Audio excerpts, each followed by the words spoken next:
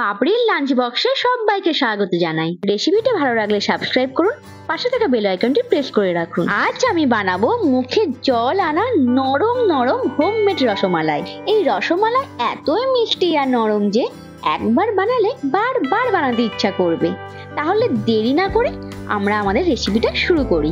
আমি এখানে 1.5 লিটার দুধে ছানাটা কাটিয়ে নিয়েছি। 2 চামচ ভিনিগার, 2 চামচ জল দিয়ে ছানা কাটিয়েছি। আর 1 ঘন্টার মতো এই সাদা কাপড়ে ছানাটা একটা জায়গায় ঝুলিয়ে রেখে দিয়েছিলাম, যাতে জলটা একদম ঝরে যায়। তোমরা দেখতেই পাচ্ছ একদম শুকনো ছানাটা হয়ে গেছে। এই সময় হাতের তালু দিয়ে বেশ খানিকক্ষণ ধরে আমি ডলতে থাকবো, প্রায় 5 থেকে 6 মিনিট। যখন দেখবে একদম নরম হয়ে আসছে আর থালা থেকে ছিঁড়ে ছিঁড়ে আসছে, তখনই বুঝবে ছানা মাখা তোমাদের একদম কমপ্লিট। ঠিক রসগোল্লা করার সময় যেভাবে আমরা ছানা মাখি, এই রসমালাই করার সময় একইভাবে মাখবো। বেশ অনেকটা সময় ধরে হাতের তালুর সাহায্যে ছানাটা মেখে নিয়েছি। আর দেখো খুব সুন্দরভাবে মাখা হয়ে গেছে, একদম নরম হয়ে গেছে। এবার লেচি করার জন্য এরকম লম্বাভাবে একটা লেচি কেটে অনেকগুলো ছোট ছোট বল করে নিয়েছি। এখানে অনেকে চ্যাপ্টা মতো করে, অনেকে লম্বা আকৃতির রসমালাই করে, তবে আমি ছোট ছোট বলের আকৃতির রসমালাই করব। আপনারা আপনাদের মনের মতো করে এরকম ছোট ছোট বল করে নেবেন। এখানে প্রায় আমি মেপে দেখেছিলাম 250 গ্রামের মতো ছানা ছিল, আর 40 থেকে 45 খানা এরকম ছোট ছোট বল হয়েছে। দেখছেন আমি খুব সুন্দরভাবে গোল গোনো করে নিয়েছি, যাতে এতটুকু ফাটা দাগ না থাকে, তাহলে রসগোল্লাগুলো ফেটে যেতে পারে অথবা নরম না হতে পারে। তাই বেশ সময় ধরে বলগুলো ভালোভাবে করে নেবেন। এবার এখানে আমি 2 কাপ চিনি নিয়েছি আর 6 কাপ জল নিয়েছি। ভালো করে শিরাটা হয়ে গেলে একটা একটা করে বলগুলো ছেড়ে দিলাম।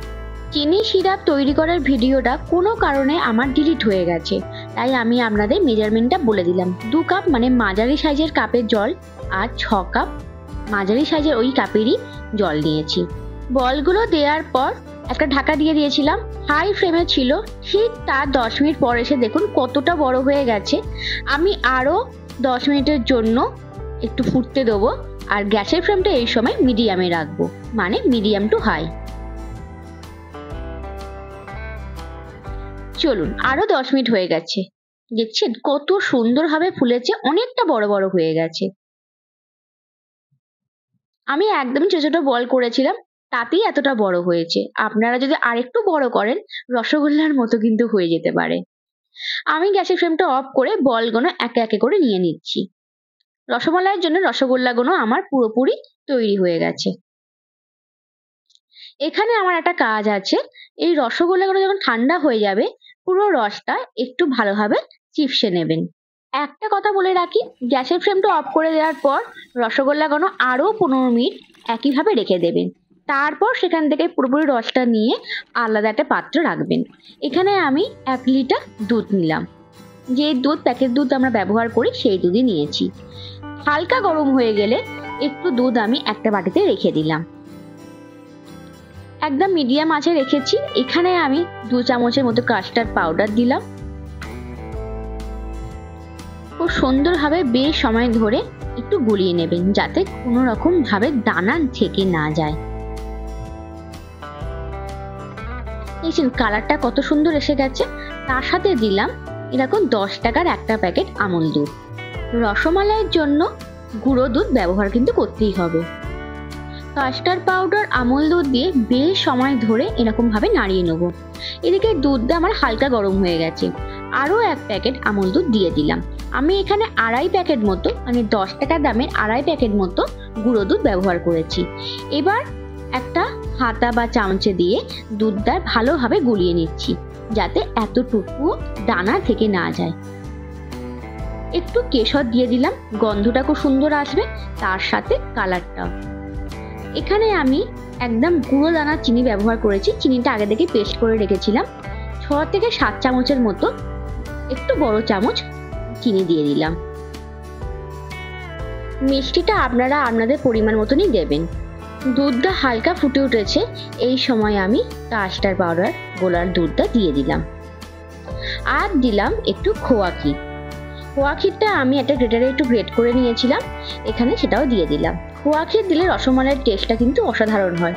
তবে খোয়া ক্ষীর না থাকলে কোনো অসুবিধা নেই, খোয়া ক্ষীরটা দিলে খুব সুন্দর গাঢ়ত্বটা বাড়ে। কাস্টার্ড পাউডার কিন্তু অনেকেই দেয় না, আমি এখানে দিলাম গন্ধটা, কালারটা, তার সাথে দুধের যে ঘনত্ব সেটাও সুন্দর হবে।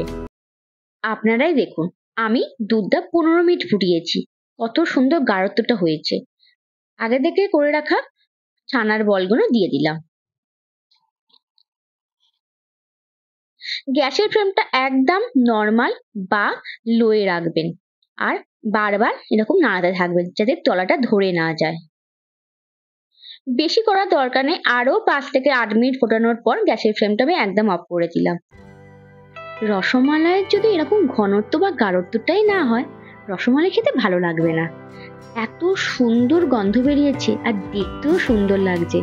আপনাদের লোভ লাগছে তো বাড়িতে একবার বানিয়ে ফেলুন না। আজকের রেসিপিটা ভালো লাগলে কিন্তু আমার চ্যানেলটিকে সাবস্ক্রাইব করুন আর পাশে থাকা বেল আইকনটি প্রেস করে রাখুন পরবর্তী রান্নার ভিডিও সবার আগে পাওয়ার জন্য।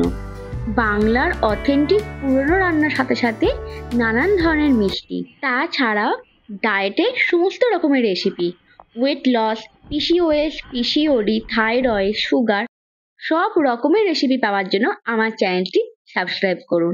একটা কমেন্ট করে যান, তাহলে আমার খুব ভালো লাগবে। আজকের জন্য এখানে শেষ করছি।